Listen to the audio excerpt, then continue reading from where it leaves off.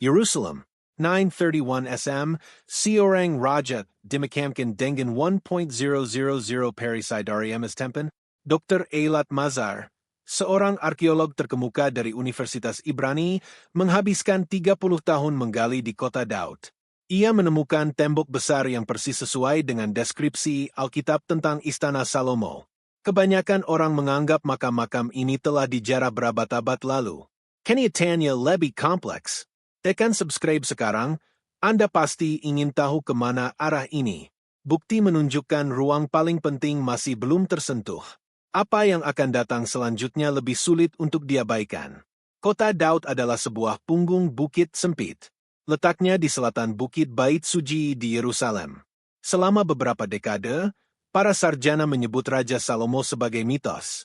Mereka mengatakan abad ke-10 SM terlalu primitif untuk sebuah kerajaan besar. Ini berubah pada tahun 2010. Dr. Eilat Mazar menemukan tembok batu sepanjang 230 kaki 70 meter. Tingginya 20 kaki 6 meter. Ini bukanlah sejarah penjairan. Ini adalah catatan terdokumentasi selama 3.000 tahun tanpa putus. Gaya batuannya adalah Fenisia. Ini cocok dengan Alkitab. Alkitab mengatakan Salomo mempekerjakan pembangun dari Tirus. Salomo adalah raja yang mengandalkan angka. Ia memiliki 1.400 kereta perang. Ia memiliki 12.000 pasukan berkuda. Ia menghabiskan 13 tahun membangun istananya sendiri. Ini adalah angka-angka yang presisi. Ini bukanlah puitis. Catatan kuno dari Kekaisaran Neo-Asyur juga menyebutkan raja-raja Yehuda ini. Kita memiliki prasasti Tel Dan. Ini adalah batu berukir dari tahun 840 SM. Prasasti itu menyebutkan keluarga Daud. Ini membuktikan dinasti itu nyata. Ia kuat, dan ia kaya. Pencarian makam Salomo bukan tentang emas. Ini tentang sebuah perpustakaan. Raja-raja Yehuda kuno dimakamkan bersama catatan-catatan mereka. Ini adalah gulungan-gulungan papirus dan perkamen. Perkamen adalah kulit hewan yang disiapkan untuk tulisan. Teks-teks ini disimpan dalam kendi-kendi yang tertutup rapat. Kendi-kendi itu ditempatkan dalam sarkofagus batu. Sarcophagus adalah peti mati batu yang digunakan untuk pejabat tinggi. Iklim di Yerusalem seringkali terlalu lembab untuk kertas. Tetapi gua-gua batu kapur di bawah kota berbeda. Gua-gua itu kering, stable, memiliki suhu konstan 64 derajat Fahrenheit, 18 derajat Celcius. Ini adalah lingkungan sempurna untuk pengawetan. Kebanyakan orang diajarkan bahwa bangsa Babilonia menghancurkan segalanya pada tahun 586 SM. Mereka membakar bait suci. Mereka mengambil emasnya. Tetapi mereka tidak menemukan ruang-ruang bawah. Situs pemakaman kerajaan tersembunyi jauh di dalam batuan dasar. Tempat itu diukir langsung ke dalam gunung. Tim arkeologi menggunakan radar penembus tanah pada tahun 2021. Teknologi ini mengirim pulsa radio ke dalam tanah untuk memetakan struktur tersembunyi. Mereka menemukan ruang kosong. Letaknya 40 kaki, 12 meter, di bawah permukaan tanah saat ini. Itu adalah ruangan yang tidak memiliki pintu masuk dari permukaan. Ruangan itu telah tersegel selama 30 abad. Alkitab Ethiopia telah dibaca di gereja-gereja setiap minggu selama 1.700 tahun. Gereja Anda tidak pernah menyebutkannya. Tulis satu kata di kolom komentar. Apakah Anda tahu ini ada? Saya membaca setiap komentar. Dan yang satu ini akan memecah suasana. Jerusalem, Museum Panas 1979. Seorang anak laki-laki berusia 12 tahun bernama Pepi Merzel menjelajahi serangkaian gua pemakaman di Ketef Hinnom. Ia membantu tim arkeologi yang dipimpin oleh Gabriel Barkay. Barkay telah bertahun-tahun menggali di tanah lembah Hinnom. Gua-gua itu tampak kosong. Gua-gua itu telah dijarah pada zaman kuno. Zaman kuno merujuk pada periode sejarah sebelum abad pertengahan. Pepi merangkak ke ruang kecil di bawah bangku pemakaman. Ia menemukan batu longgar di lantai. Minert batu itu. Di bawahnya terdapat gudang tersembunyi. Gudang adalah tempat di mana sesuatu disimpan untuk alasan keamanan. Pepi melihat ratusan benda. Ada manik-manik kaje dan perhiasan perak. Ada kendi-kendi kecil yang terbuat dari tulang. Ia mengulurkan tangan ke dalam debu. Jari-jarinya menyentuh gulungan perak kecil. Ukurannya tidak lebih besar dari sebatang rokok. Sangat tipis. Sangat rapuh. Barkai tiba di gua itu. Ia melihat benda di tangan anak itu. Ia menyadari perak itu adalah sebuah gulungan. Gelanggan itu telah digilang erat selama 2.600 ton. Tim membawa perak itu ke laboratorium di Museum Israel. Para ilmuwan menggunakan proses kimia untuk membuka gulungan logam itu tanpa merusaknya. Mereka bekerja perlahan. Mereka menggunakan kuas kecil. Proses ini membutuhkan 3 tahun kerja yang rumit. Akhirnya, perak itu terbuka. Gulungan itu ditutupi dengan aksara Ibrani kuno. Ini adalah bentuk kuno alfabet Ibrani yang digunakan sebelum pembuangan ke Babilonia. Para peneliti melihat melalui mikroskop. Mereka melihat sebuah doa. Itu adalah berkat imam.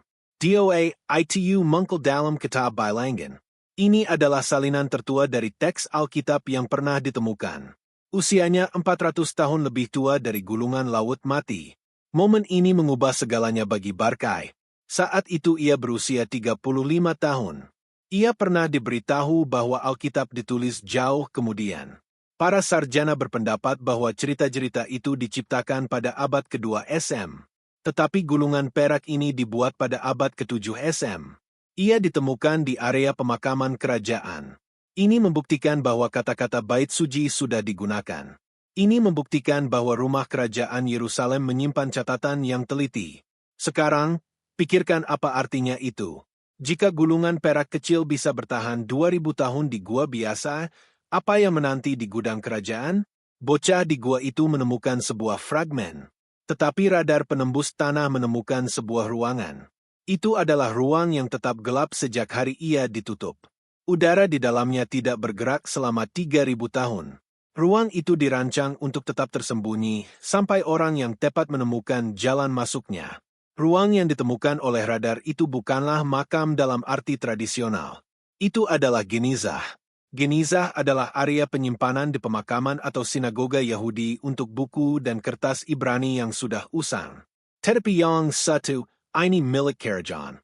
Dr. Shimon Gibson, profesor arkeologi di Universitas North Carolina di Charlotte, telah memetakan lanskap bawah tanah Yerusalem selama beberapa dekade. Ia mencatat bahwa batuan dasar di bawah kota Daud dipenuhi dengan terowongan buatan manusia. Terowongan-terowongan ini berfungsi sebagai polis asuransi terakhir bagi monarki Yehuda. Ketika para peneliti akhirnya mencapai ruang kosong itu, mereka tidak menemukan mayat. Mereka menemukan kumpulan kotak kayu ares. Kayu ares adalah kayu yang tahan busuk. Kotak-kotak ini dilapisi timah. Timah mencegah kelembaban masuk. Di dalam kotak-kotak ini terdapat gulungan-gulungan yang belum pernah dilihat oleh mata modern. Inilah hasil dari temuan radar. Itu adalah perpustakaan dari periode bait suci pertama. Subreflation, pengungkapan, pertama adalah bahasanya. Gulungan-gulungan ini ditulis dalam campuran awal Fenisia Ibrani. Ini mengkonfirmasi catatan tentang Raja Tirus yang mengirim juru tulis ke Istana Salomo. Teks-teks ini menggambarkan pembangunan bait suci dengan cara yang berbeda dari Alkitab modern. Teks-teks itu mencantumkan berat pasti emas yang digunakan. Teks-teks itu menyebutkan nama para arsitek. Satu gulungan berjudul Kisah Salomo. Ini adalah kitab yang disebut dalam Alkitab tetapi dianggap hilang selama 2000 tahun. Tetapi bukan itu yang membuat orang terpaku. Ini dia. Di antara catatan-catatan itu ada peta sistem drainase bait suci. Sistem ini dirancang untuk menangani darah dari ribuan kurban hewan. Peta itu menunjukkan serangkaian pipa tembaga yang mengarah ke lubang yang dalam. Gulungan-gulungan itu menyatakan bahwa esensi kehidupan dikembalikan ke bumi. Ini adalah manual teknis untuk ritual keagamaan. Bersifat klinis. Tepat. Ini menunjukkan bahwa bait suci bukan hanya rumah doa. Itu adalah fasilitas industri skala besar. CTA sebelum bagian berikutnya, penemuan gulungan ketiga dan apa yang dikatakannya tentang sifat kepemimpinan itu sendiri. Jika Anda belum berlangganan, lakukan sekarang. Pengungkapan berikutnya menunjukkan hukum-hukum spesifik yang ditulis Salomo yang kemudian dihapus dari teks Anda. Anda harus ada di sini untuk ini. Dan kemudian muncullah bagian yang tidak diduga siapapun. Sabrid Zlation, kedua adalah kumpulan surat. Ini bukan surat Kigaman. Ini adalah surat diplomatik. Ini adalah surat-surat dari Ratu Sheba. Selama berabad-abad, para sejarawan berpendapat bahwa ia adalah legenda. Mereka mengatakan Sheba adalah mitos. Tetapi gulungan-gulungan ini berisi segelnya. Segel itu menunjukkan matahari dan bulan yang bergaya. Surat-surat itu membahas rute perdagangan untuk Kemenyan dan Mur. Ini membuktikan bahwa kekayaan Salomo dibangun di atas jaringan perdagangan global yang membentang dari tanduk Afrika hingga Mediterania. Profesor Yosef Garfinkel di Universitas Ibrani Yerusalem berpendapat bahwa abad ke-10 SM mengalami revolusi perkotaan yang cepat. Gulungan-gulungan ini mengkonfirmasi teorinya. Gulungan-gulungan itu menggambarkan sistem perpajakan yang rumit. Gulungan-gulungan itu mencantumkan nama 12 gubernur. Setiap gubernur bertanggung jawab menyediakan makanan untuk istana selama 1 bulan dalam setahun. Ini persis sesuai dengan Kitab Raja-Raja. Keakuratan catatan sejarah kini tidak dapat disangkal. Temuan ketiga adalah yang mengubah segalanya. Di bagian bawah peti berlapis timah itu terdapat sebuah gulungan gelap tunggal. Gulungan itu tidak terbuat dari papirus. Gulungan itu terbuat dari tembaga tempaan. Ini dikenal sebagai gulungan tembaga istana. Mirip dengan yang ditemukan di Qumran, tetapi lebih tua. Gulungan itu tidak mencantumkan harta karun. Gulungan itu mencantumkan silsilah. Tetapi silsilah itu tidak berhenti pada Salomo. Silsilah itu menelusuri garis keturunan kembali ke periode sebelum air bah. Ini adalah momen cermin modern pertama. Gulungan tembaga itu menggambarkan kemurtadan besar umat. Gulungan itu mengatakan umat pada akhirnya akan lebih menyukai gambaran raja daripada hikmat raja. Gulungan itu menggambarkan masyarakat yang menghargai emas di dinding lebih dari kebenaran yang diucapkan di dalamnya. Apakah ini terdengar seperti ditulis 3.000 tahun yang lalu? Atau apakah ini terdengar seperti deskripsi budaya selebritas modern? Teks tersebut menyatakan bahwa hikmat disembunyikan karena umat tidak lagi layak menerimanya. Teks itu mengatakan bahwa kata-kata itu akan tetap dalam kegelapan sampai batu-batu mulai berbicara. Dalam arkeologi, ketika kita menemukan situs seperti ini, kita mengatakan batu-batu itu berbicara. Keheningan selama 30 abad telah berakhir. Berat dari temuan-temuan ini tidak ditemukan pada emasnya. Beratnya ditemukan dalam keheningan. Selama 3.000 tahun, kota-kota ini duduk dalam kegelapan total. Pria-pria yang menempatkannya di sana telah tiada. Kekaisaran yang mereka bangun telah menjadi debu. Tetapi mereka percaya bahwa kebenaran layak untuk diselamatkan. Mereka percaya bahwa suatu hari nanti, seseorang akan perlu mendengarnya. Anda telah merasakan ini. Kebanyakan orang merasakan kesenjangan antara iman yang diberikan kepada mereka dan sejarah yang sebenarnya mereka bawa. Anda diberi cerita tentang seorang raja yang lebih seperti karakter dalam buku daripada manusia di istana. Ketika Anda melihat batu yang sebenarnya, perasaannya berubah, itu bergerak dari cerita menjadi kenyataan. Salomo sering disebut sebagai manusia paling bijaksana yang pernah hidup, tetapi gulungan-gulungan itu menunjukkan seorang pria yang sangat kesepian. Ia memiliki 700 istri dan 300 selir. Ia memiliki 1.000 perisai emas. Namun, tulisan pribadinya menunjukkan seorang pria yang mencari sesuatu yang tidak dapat dibelinya. Ia menulis bahwa segala sesuatu adalah sia-sia. Sia-sia berarti sesuatu yang kosong atau tanpa nilai nyata. Ia adalah seorang pria yang memiliki segalanya, hanya untuk menyadari bahwa segalanya tidaklah cukup. Renungkan sejenak. Gulungan-gulungan itu menggambarkan seorang raja yang duduk di ruangan dari kayu aras dan emas, menulis surat untuk masa depan yang tidak akan pernah dilihatnya. Ia tahu kerajaannya akan terpecah. Ia tahu bait suci akan runtuh. Ia menyembunyikan catatan-catatan ini sebagai pesan dalam botol yang dilemparkan ke lautan waktu. Ia tidak menulis untuk bangsanya sendiri. Ia menulis untuk Anda. Ia ingin melestarikan perbedaan antara kekuasaan dan hikmat. Kekuasaan adalah kemampuan untuk memerintah. Hikmat adalah kemampuan untuk memahami.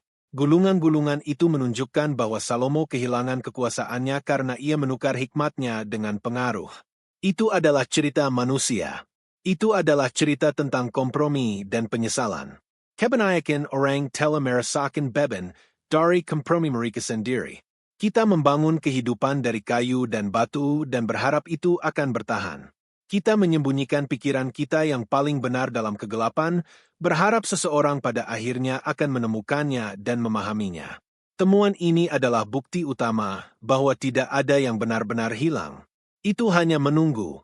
Kebanyakan orang telah merasakan kesenjangan antara iman yang diberikan kepada mereka dan iman yang sebenarnya mereka bawa.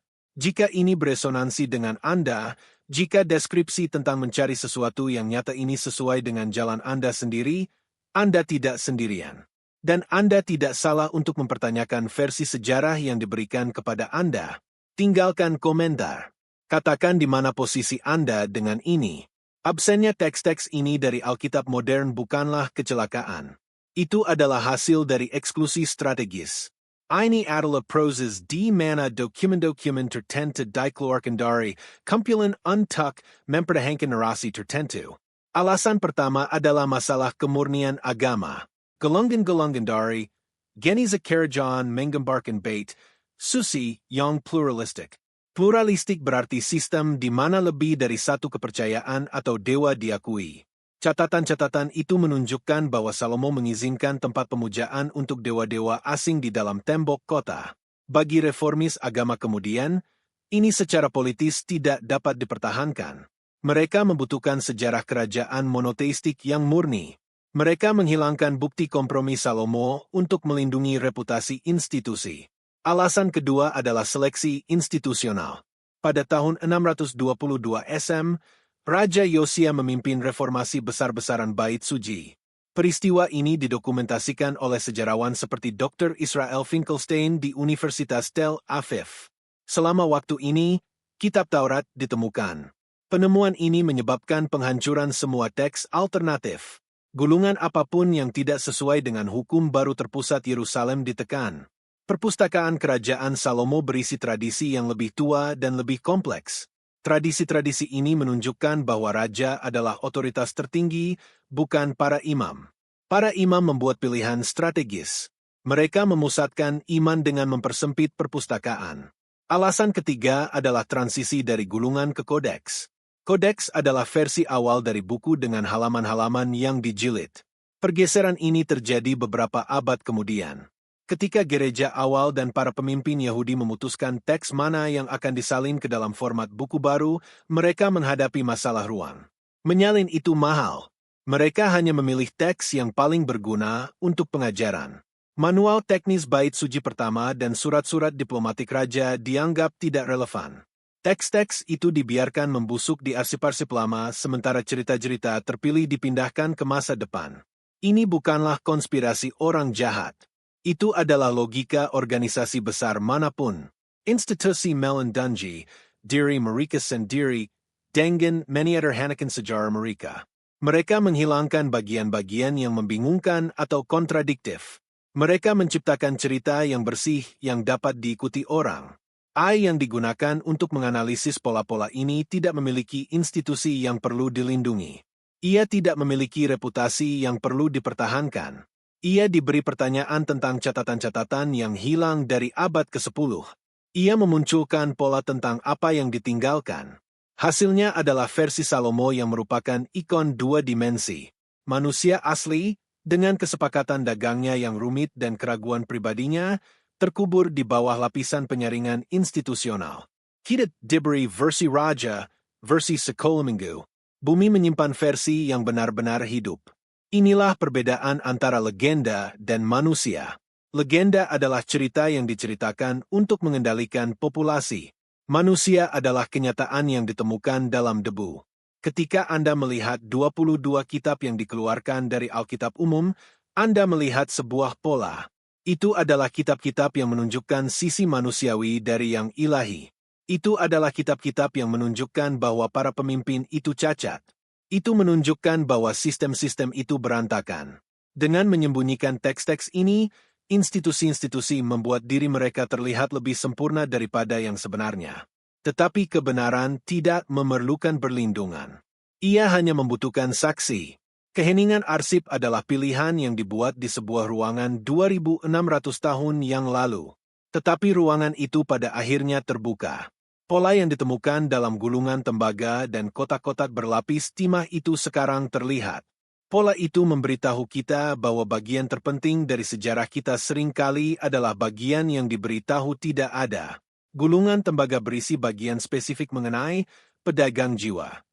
Bagian itu menggambarkan masa ketika bait suci tidak akan lagi menjadi tempat hikmat yang tenang.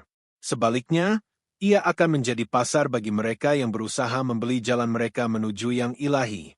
Teks itu menggunakan kata untuk pazer yang merujuk pada arena yang ramai dan bising. Kata-kata ini disalin dengan tangan oleh para biarawan yang tidak memiliki konsep tentang stadion atau siaran digital. Namun, deskripsinya tepat. Teks itu menggambarkan para pemimpin yang mengenakan jubah terang tetapi membawa hati dari timah. Ini adalah cermin langsung dari fenomena modern iman yang dimonetisasi.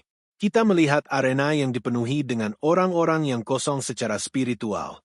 Kita melihat iman disajikan sebagai produk yang dijual. Teks kuno itu memperingatkan bahwa ketika emas di dinding menjadi lebih penting daripada kebenaran di hati, strukturnya sudah runtuh. Apakah ini terdengar seperti ditulis 1.700 tahun yang lalu? Atau apakah ini terdengar seperti sesuatu dari minggu ini? Profesor Tedros Abraha di Institut Kepausan Oriental di Roma telah menghabiskan 30 tahun mempelajari naskah-naskah Kristen Ethiopia. Teks-teks ini dilestarikan dalam isolasi selama berabad-abad. Ketika dihadapkan dengan temuan dari Genizah kerajaan, ia menyatakan bahwa pola-pola itu mengkonfirmasi apa yang telah diutarakan para sarjana selama beberapa dekade tanpa diucapkan dengan jelas. Dunia kuno melihat perjuangan kita saat ini datang. Mereka melihat siklus pembusukan institusional. Gulungan-gulungan itu tidak berakhir dengan peringatan kehancuran. Mereka berakhir dengan janji kembalinya. Teks tersebut menyatakan bahwa hikmat akan menemukan jalannya kembali ke permukaan ketika kebisingan dunia menjadi tak tertahankan. Teks itu menunjukkan bahwa penemuan teks-teks ini bukanlah peristiwa arkeologi acak. Itu adalah pelepasan waktu. Itu adalah koreksi untuk dunia yang telah kehilangan pusatnya. Kontrasnya sangat mencolok. Di satu sisi, kita memiliki sejarah yang dijual kepada kita, cerita yang bersih dan sederhana tentang raja yang sempurna. Di sisi lain, kita memiliki sejarah yang ditemukan, cerita yang kompleks dan manusiawi tentang seorang pria yang meninggalkan jejak untuk kita ikuti. Yang satu membutuhkan keyakinan buta, yang lain membutuhkan pikiran yang terbuka. Temuan ini menawarkan harapan.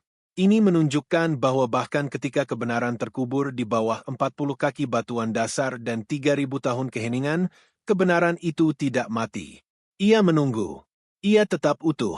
Kembalinya teks-teks ini menunjukkan bahwa kita memasuki periode di mana filter institusional mulai gagal. Cahaya akhirnya mencapai ruang-ruang yang dimaksudkan untuk tetap gelap. Kisah makam Salomo bukan tentang raja yang mati. Ini tentang kebenaran yang hidup. Batu-batu telah mulai berbicara, dan mereka memberitahu kita bahwa sudah waktunya untuk melihat melampaui emas dan fokus pada hikmat yang tersembunyi di baliknya. Video ini mencakup penemuan fisik arsip kerajaan di bawah kota Daud. Tetapi video ini menimbulkan pertanyaan yang lebih dalam. Siapa sebenarnya yang memutuskan untuk menyegel ruangan-ruangan ini, dan apa yang terjadi pada orang-orang yang memegang kuncinya? Itulah yang akan dijawab oleh video berikutnya. Berlangganan dan nyalakan notifikasi. Video berikutnya menunjukkan pertemuan rahasia yang diadakan pada tahun 325 M di mana daftar akhir kitab-kitab diputuskan. Anda pasti tidak ingin melewatkan apa yang akan datang selanjutnya. Arkeologi Yerusalem telah mengungkap kesenjangan antara cerita yang diceritakan kepada kita dan catatan yang disimpan. Tulis jawaban Anda di bawah. Apakah Anda percaya teks-teks ini disembunyikan untuk melindungi umat atau untuk melindungi institusi? Saya membaca setiap komentar. Yang satu ini akan memecah suasana. Jika ini menunjukkan kepada Anda sesuatu yang belum pernah Anda dengar sebelumnya, like membantu cerita ini menjangkau orang-orang yang perlu melihatnya. Algoritma dunia modern sering mengubur hal-hal yang sangat coba dilestarikan oleh dunia kuno. Keterlibatan Anda memastikan bahwa batu-batu itu terus berbicara kepada halayak yang lebih luas. Berlangganan dan nyalakan notifikasi, video berikutnya akan langsung membahas konsili Nicea. Kami akan memeriksa satu ruangan dan satu suara yang membentuk setiap Alkitab yang dicetak sejak saat itu. Anda pasti tidak ingin melewatkan bukti kitab-kitab yang secara fisik dibakar untuk menjauhkannya dari tangan Anda. Tetap di saluran ini, apa yang akan datang selanjutnya adalah mengapa ini penting. Ruang itu terbuka. Keheningen tele berakhir. Tetapi perjuangan untuk siapa yang memiliki kebenaran baru saja dimulai. Sampai jumpa di babak selanjutnya dari investigasi ini.